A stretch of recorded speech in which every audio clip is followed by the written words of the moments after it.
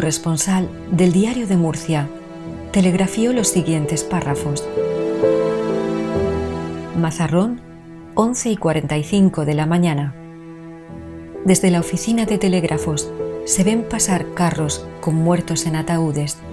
Acto tristísimo, fúnebre, al que asiste casi todo el vecindario con un silencio imponente. Van extraídos 28 muertos, en cuyo aterrador número se supone estén todas las víctimas. Descompuestos cadáveres, a pesar de la desinfección, dejan olor a muerto por la calle. Si no es aprensión de la atmósfera de muerte que respiramos, gentío inmenso en el cementerio, a donde se dirige el juez Cardona por haber 4 cadáveres sin identificar.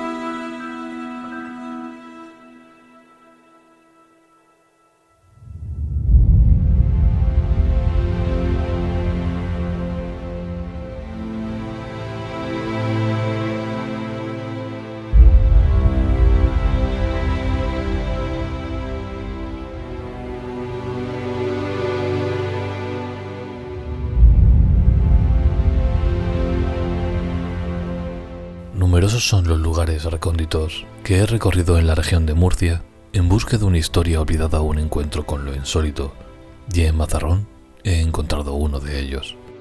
Un paraje de singular belleza que parece ser sacado de otro mundo, un lugar marcado durante siglos por la mano del hombre, pero que ahora yace desolado y abandonado a su suerte.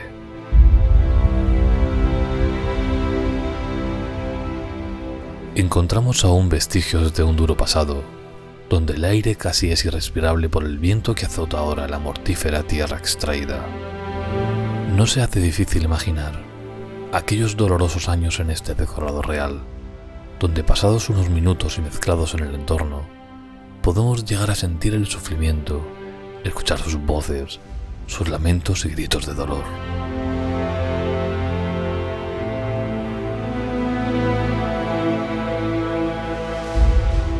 Marcadas a fuego, quedaron historias teñidas de sangre, heridas que aún supuran pese al tiempo pasado. Durante siglos, miles de hombres y niños descendieron hasta el mismísimo infierno para poder subsistir.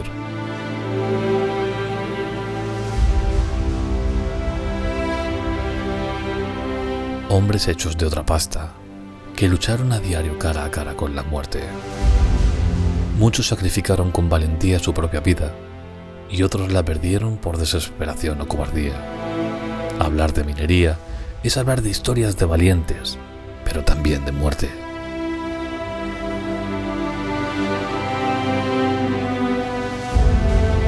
En el episodio de hoy, les vuelvo a recuperar una de esas historias pasadas y olvidadas que forman parte de las raíces mazarroneras y por tanto de la región de Murcia.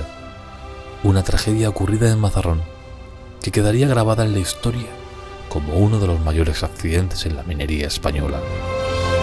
Gracias a la magia del cine, a la fusión de sensaciones y emociones vividas en este lugar, retrocederemos en el tiempo nuevamente para revivir esta historia.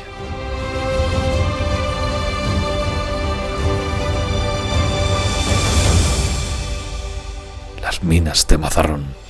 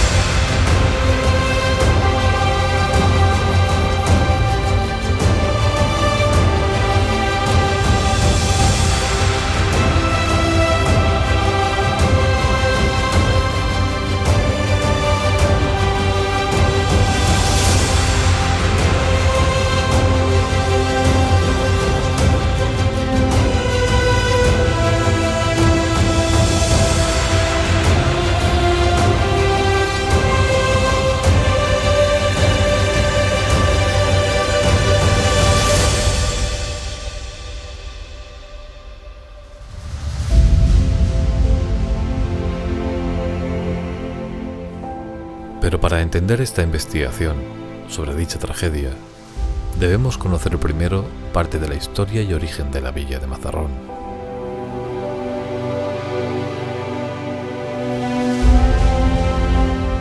Y para ello, contamos con la persona mejor cualificada, Mariano Carlos Guillén Ricalme, ingeniero de minas, doctor en antropología y cronista de la villa de Mazarrón.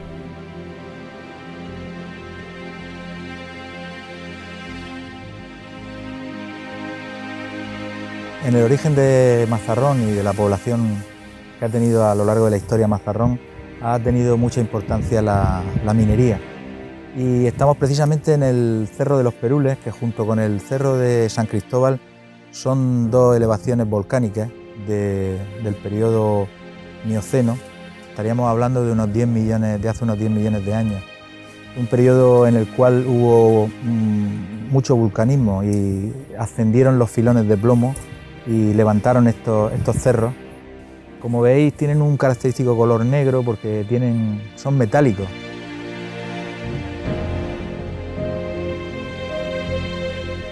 No se sabe con exactitud cuándo se empezó el trabajo de explotación minera en lo que hoy es Mazarrón, pero sí sabemos que ya en el siglo VII a.C. existía una pequeña población en esta zona que lo hacía y comercializaba con el material extraído con otras culturas. Prueba de ello, los dos barcos fenicios encontrados en las costas mazarroneras, concretamente en la playa de la isla, datados en el siglo VII a.C.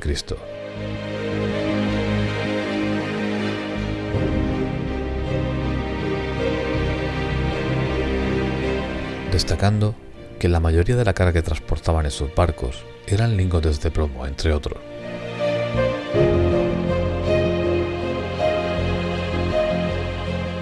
Algo que se percataron los romanos hace más de 2000 años y llegaron hasta este lugar con la finalidad de ver si contenían los metales que ellos buscaban entonces, que eran básicamente el plomo y la plata.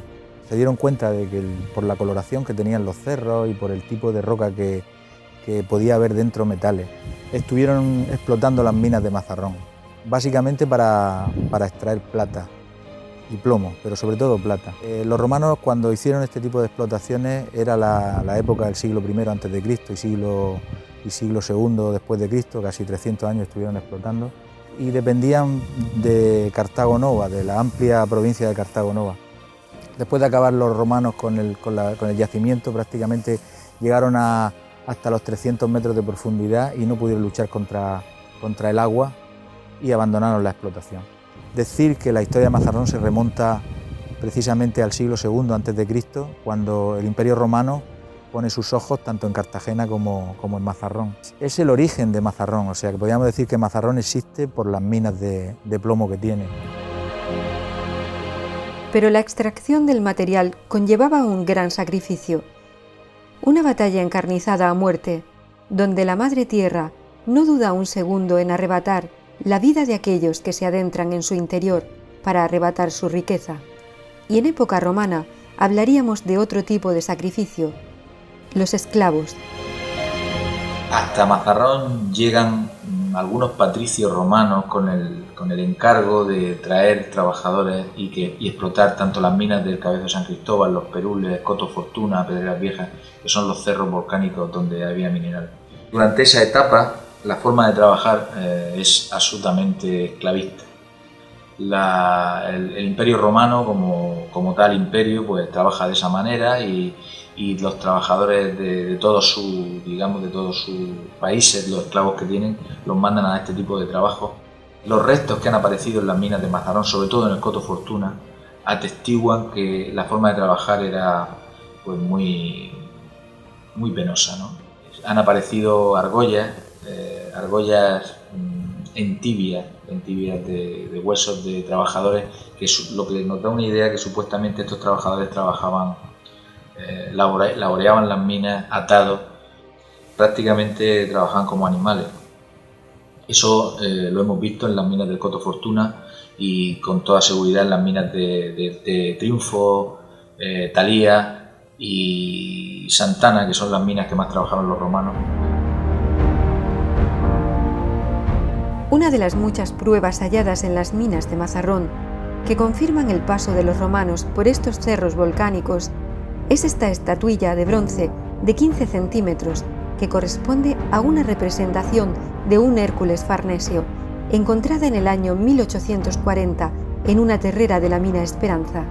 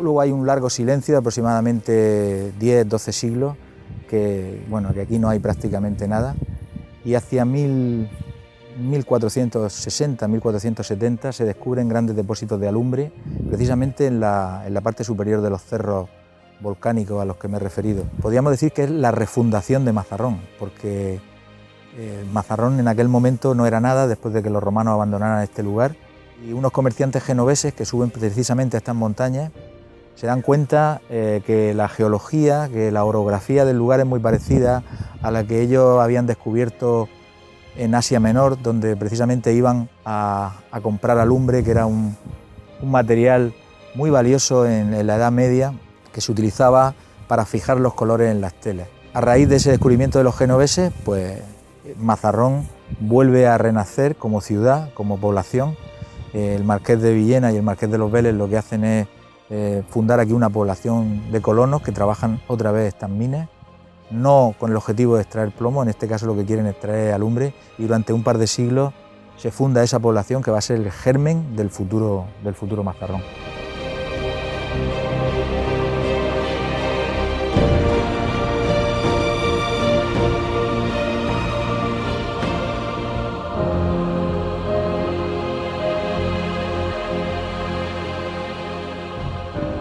con un proyecto que hay de abrir la minería a todo el mundo, que hasta entonces las riquezas mineras eran del Estado, pero a principios de siglo cambia la normativa legal y todo el mundo puede acceder a la explotación de minas. Ese es el momento en que se produce un boom, concretamente en 1840, que dará lugar a una reconversión gigantesca y Mazarrón va a cambiar desde el punto de vista social y cultural.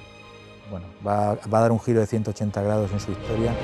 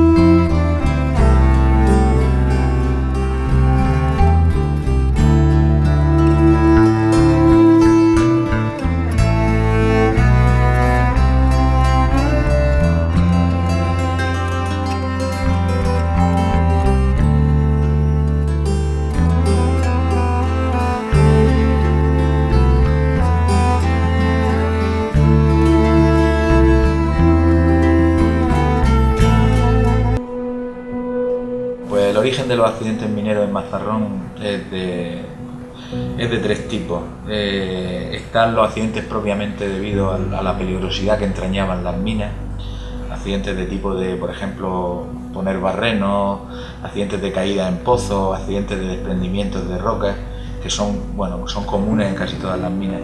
Luego están los accidentes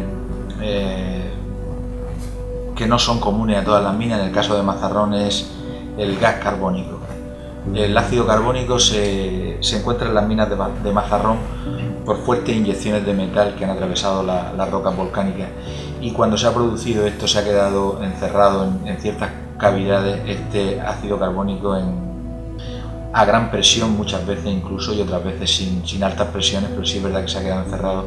Entonces era muy frecuente que cuando se trabajaba en las minas de Mazarrón se tropezaba sin querer con estas bolsas, con estas oquedades que estaban completamente llenas de ácido carbónico, a veces a muchas atmósferas de presión. Por otra parte, era frecuente que las propias rocas exhalaran ese ácido carbónico y se quedara, debido a su mayor densidad, se quedara en el suelo. Ese no era problema, porque los mineros sabían siempre que había en el suelo, porque dejaban alguna lámpara encendida que se apagaba en cuanto el nivel de ácido llegaba a esa altura. Los mineros abandonaban el lugar, o simplemente eso se combatía teniendo las galerías convenientemente ventiladas. Pero el problema residía en estar trabajando en un lugar que estaban a lo mejor a 1 metro, a 2 metros de una gran bolsa de ácido carbónico, y se podía producir una explosión que conllevaba una muerte por la explosión propiamente dicha, y si no te mataba o no te morías por la explosión, morías por la intoxicación de ácido carbónico, o sea que la muerte era prácticamente segura. Uno de los accidentes que hubo en la mina Talía, que gracias a a la sabiduría del capataz que estaba trabajando en aquel lugar, no fue más grave de lo que fue en aquel momento. Estaban trabajando en un nivel bastante inferior, estaban por debajo de los 200 metros también, estaban trabajando un filón y rebajando el suelo, estaban midiendo en cada momento los metros que le ganaban a la profundidad, y se daban cuenta en que por más escombro que sacaban no conseguían profundizar, y era porque ellos no se daban cuenta, pero conforme bajaban, la presión interior de la bolsada de ácido los levantaba. Le hizo pensar al capataz que estaban cerca de una bolsa de anhídrido carbónico, de ácido carbónico, que podía en algún momento explotar, y así ocurrió. A pesar de que se dio aviso y que salieron corriendo, se produjo el accidente y hubo desgraciadamente víctimas, pero se evitaron muchas víctimas gracias a que en el último momento se pensó que podía ocurrir así.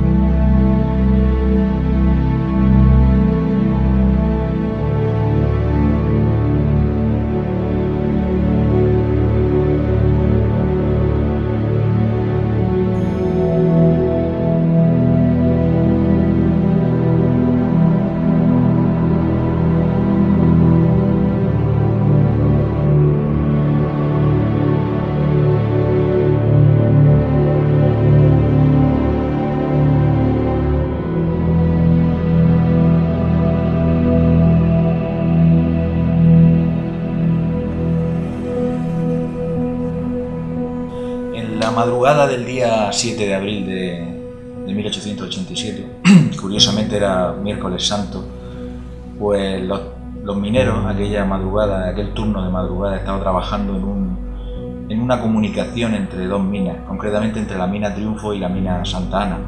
Era frecuente que cuando había trabajos que conectaban dos minas se hiciera un paso entre las dos, para que si en algún momento había algún accidente o había que escapar de alguna mina, hubiera un paso en otra mina que tenía otra salida y tenía otra entrada, y lo cual podía facilitar que se pudiera escapar al desastre o al peligro que ocurría en aquel momento. Se estaba trabajando, como te digo, en aquel paso entre la mina Santa Ana y la mina Triunfo, cuando de repente hubo una avenida de gas carbónico. En el caso concreto de ese día, ocurrió que vino también una avenida de barro, de fango, de unos trabajos antiguos, de unos trabajos romanos que permanecían ocultos desde hacía seguramente dos milenios. La segunda época fuerte de explotación de las minas de Mazarrón, que fue a finales del siglo XIX, se caracteriza en un principio porque los ingenieros de minas que trabajaron en Mazarrón descubrieron numerosos restos de los antiguos trabajos romanos. Concretamente, en la mina Triunfo se hallaron trabajos romanos hasta los 300 metros de profundidad, lo que nos da una idea de hasta qué punto aquellos trabajadores sin medios como tenemos ahora pudieron llegar a una profundidad tan grande. El accidente sorprendió a una docena de trabajadores que estaban en aquel momento en el lugar, y la mayoría de ellos fueron sepultados por esta avalancha de barro, de escombros antiguos romanos, que quedaron sepultados. Varios heridos, que no acabaron como los demás, por desgracia sepultados, pudieron avisar y por medio de una cuba que transportaba el mineral subieron a la superficie. Lo curioso de este accidente es que vino envuelto en una serie de restos romanos que fueron los que sepultaron precisamente a los 4 mineros que fallecieron.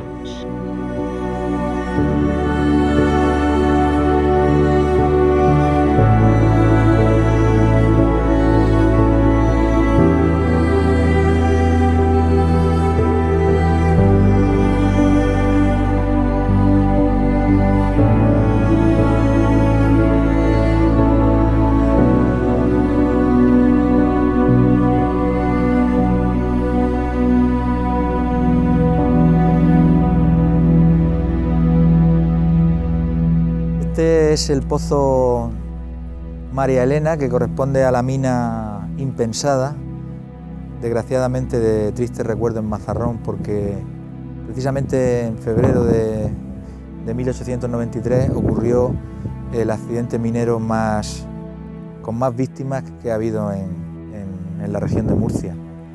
Fue el 16 de febrero y ese día del año 1893 se estaba instalando a 390 metros de profundidad, se estaba instalando una bomba de una potencia gigantesca, capaz de desaguar casi toda el agua que había en la profundidad de todo el Cerro de San Cristóbal. Se eligió esta mina porque estaba en el centro y la compañía de Águilas, que era la empresa que explotaba las minas de Mazarrón, chocaba un día y otro con el problema de las inundaciones en las minas. Entonces, a 390 metros de profundidad estaba instalando la bomba, una macrobomba que iba a sacar agua constantemente, y eso propiciaría que se pudiera trabajar en las minas. En aquel momento, dentro de la mina había albañiles, carpinteros, los propios mineros, capataces.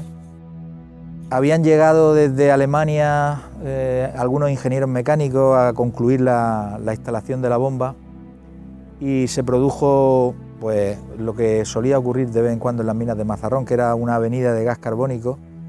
El gas carbónico se presentó de manera improvisada y bueno, pues asfixió a 28 infelices trabajadores. Llegaron a darse cuenta, avisaron, la máquina que está justamente donde estamos nosotros empezó a elevar la jaula,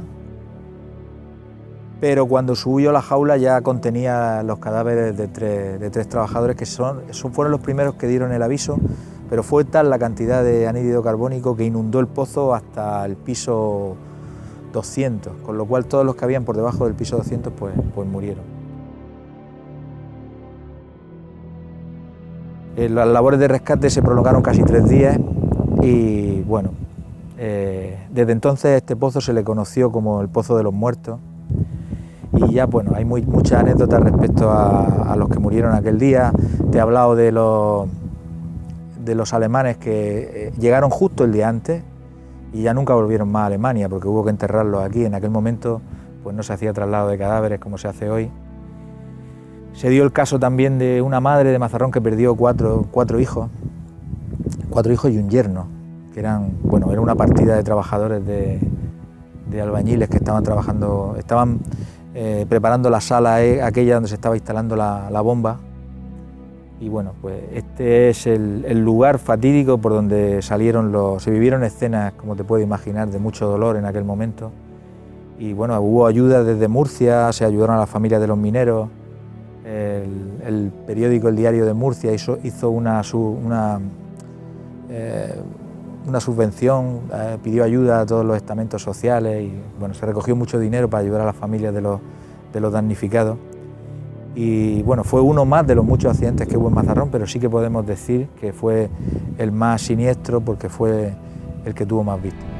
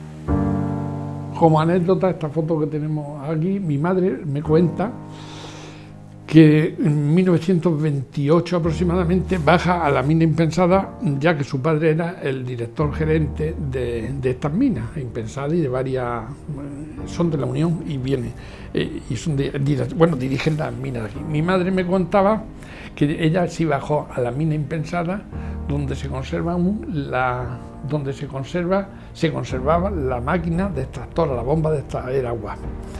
Me hacía referencia que conforme iba bajando a la jaula, el agujero que se veía al cielo cada vez era más pequeño. Bajó con unas amigas y amigos para una visita que hicieron a la mina. Mi abuelo era el director de esta mina y no se enteró. Después tuvo una regañina. Bueno, cuenta que baja y hay, las curiosidades que hay es la máquina, que todavía está sumergida, y unas piletas donde se da baños, que seguran baños medicinales de un agua termales o no sé lo que sería. Quiero recordar, no tengo detalles de aquello.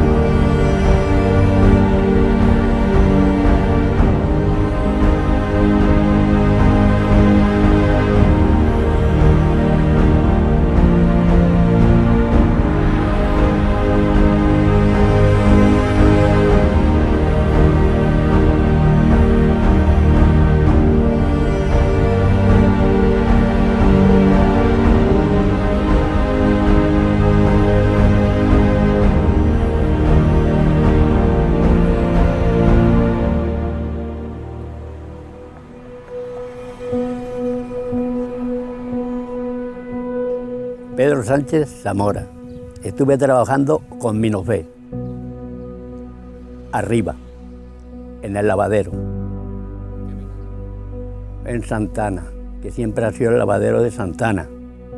Después pasé a Roble, con Merná y Castejón, de la Unión. Fui el último minero de Roble, que estaba en la machacadora. Me quedé de guardia hasta la última hora que ya se deshizo todo.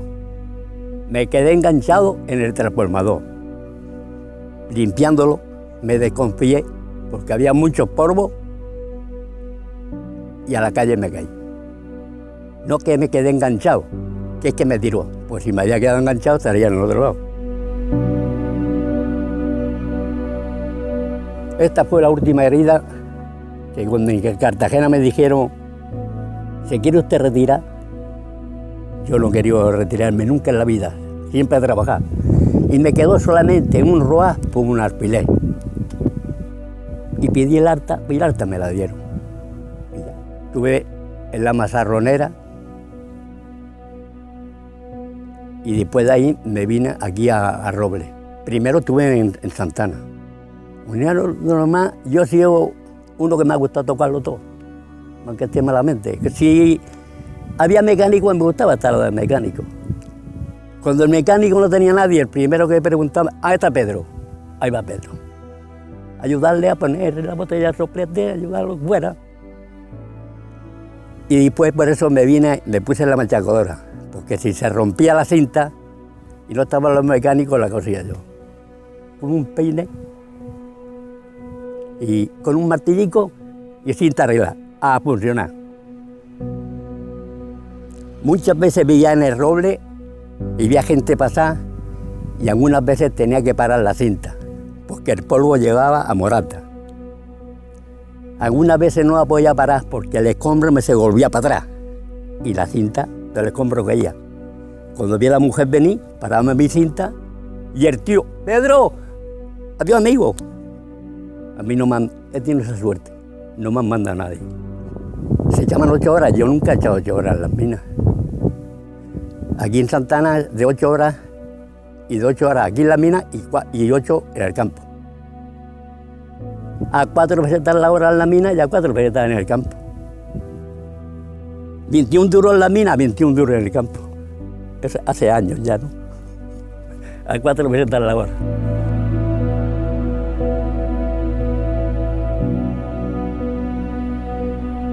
En la machagadora bocaban los camiones, abría la compuerta y Pedro todo el día pinchándole, para que el escombro cayera para abajo por la cinta. Que la cinta se ramaba al escombro. Entonces Pedro le ponía unos cepillos y salía el escombro. Esto salía así, salía por aquí. Iba y no se caía nada al suelo. Eso fue en la Roble. En Santana no, en Santana ya era...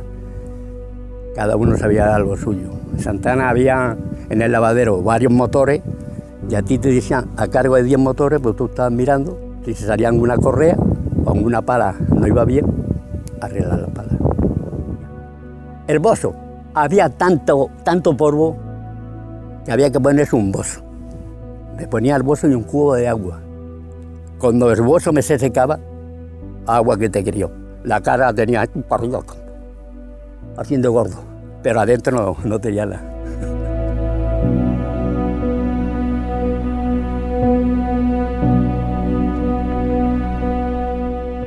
Una vez un muchacho que era de mi edad, que tuviera 40 años, lo vi salir de la mina, por eso me digo yo de allí, donde estaba el platicante que había.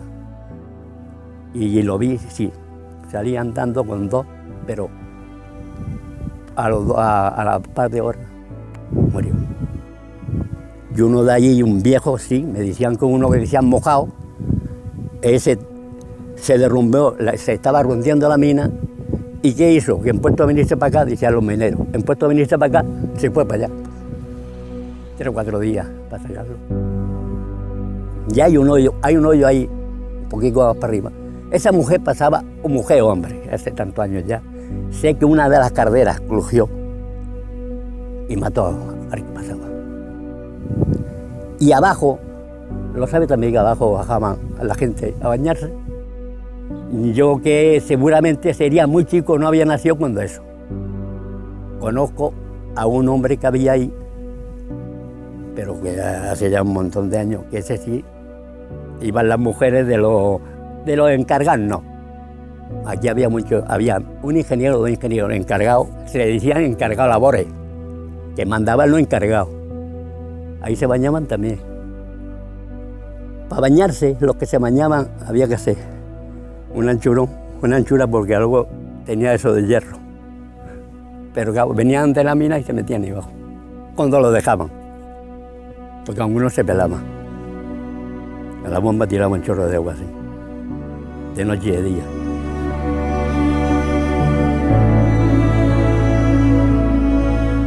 Aquí donde más mineral había, ha sido a los 600 metros. Esto de plomo, contado por los viejos. Ahí sacaban, daban el pilón y sacaban el plomo, iba directamente al almacén. Era el plomo limpio, era así, ya luego lo llevaban al almacén, ya había unos porricos de hierro, pim, pim, y lo hacían trocicos así para mandarlo a Cartagena, para no fundirlo. Pues ahí en el pozo, ahora que ha dicho, en el pozo, ese era el castillo de San Vélez, o de los Vélez. Pues ahí se cayó una mujer que le decían Socorro, una gitana. Dicen que era guapa la mujer y porque la mujer era mi honra, se tiró y dejó los aparates. Y se tiró al pozo la mujer y se quedó en una traviesa. No pudo ni irse para abajo ni se fue casi al fondo y se quedó. Ahí la sacó un tío de mi mujer, Miguel Zúñiga.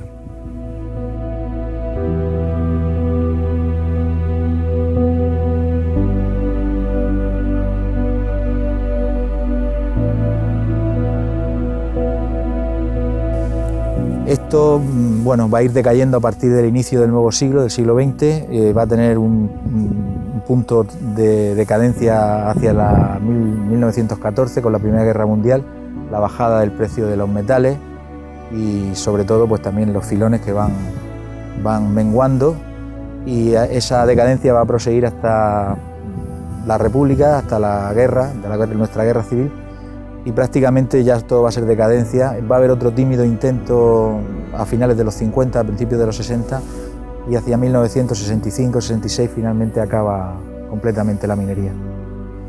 Este paisaje es el resultado de esa explotación, de la búsqueda de la riqueza por el hombre, y tiene, yo lo calificaría como un paisaje cultural porque cada estrato de tierra, cada piedra nos habla de un momento de la historia. Nos encontramos con explotaciones romanas donde vemos cómo han extraído los filones, dejando prácticamente limpio todo lo demás.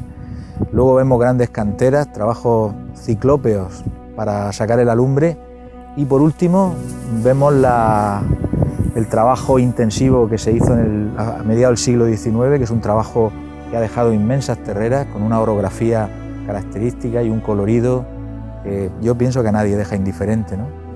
Nos deja ahora mismo este paisaje que en cierta manera también tiene su encanto en la forma en que ha quedado, porque es como un libro. Yo creo que nos sugiere muchas cosas.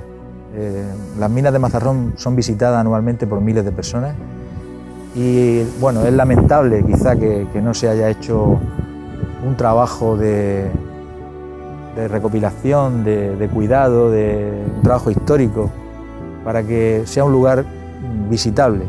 Por contra, podemos decir que hay personas que también prefieren que el paisaje esté así, ¿no? Que conserve intacto el sabor que tiene de abandono, como una ciudad fantasma.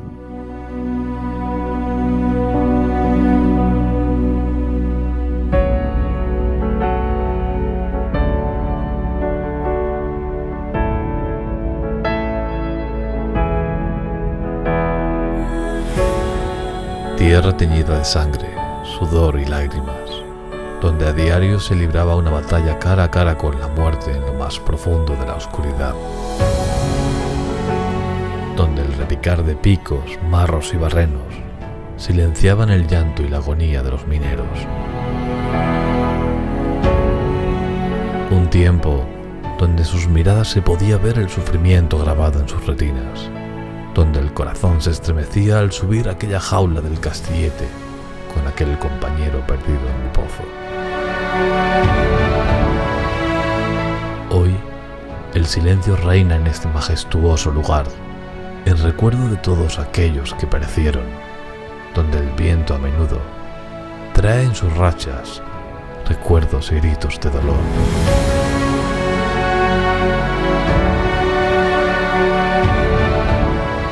Un recuerdo vivo del esfuerzo sobrehumano durante siglos. Un legado histórico que proteger y conservar. El orgullo del origen de un pueblo. El pueblo de Mazarrón.